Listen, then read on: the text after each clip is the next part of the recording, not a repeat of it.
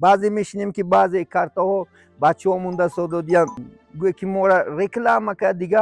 البته از الله اسمان و تعالی بترسی برادر عزیز، خدا خواهد ان شاء الله.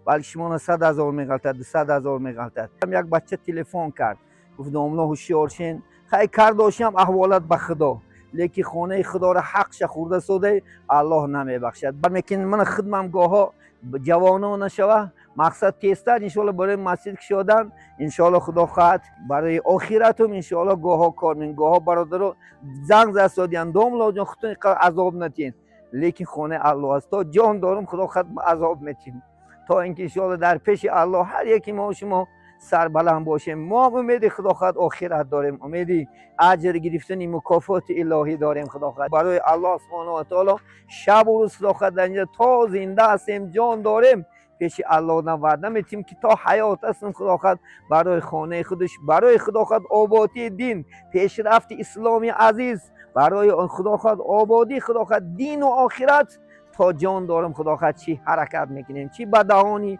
چی مالی، چی جانی، ان شاء الله در خدمت الله هستیم. امروز وضعیت ها را من میبینم گاه شما را آزار داده شد، یعنی این ظالمای خدا خواهد بی ایمانی ناانصاف. السلام علیکم برادران اهل اسلام، مخلصان عزیز. الحمدلله امروز سنه سیمی ان شاء الله سپتامبر 2025 ما حضور داریم ان شاء الله در مسجد تاج محل. الحمدلله همه خدا خواهد ان شاء الله، یعنی شیر بچه های خدا خواهد ان شاء الله شیاری، شیر بچه های تاجیکستانی، شیر بچه های ازبکستانی، شیر بچه های قرقیزستانی که شب و روز خدا خواهد برای ما، یعنی برای آبادی مسجد لغاش نه دریغ نداشته سادیان.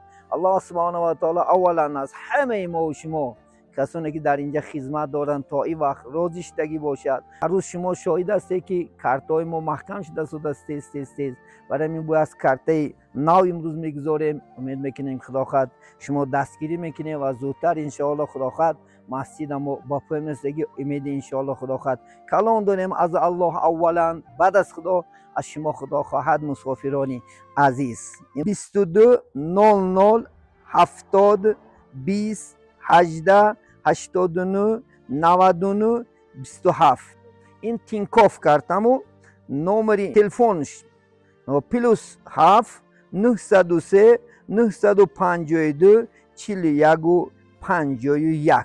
احمد جانف کامل جان اکبرس بند گفتگینش کارتا نمراین 22 00 53 11 13 89 80 25.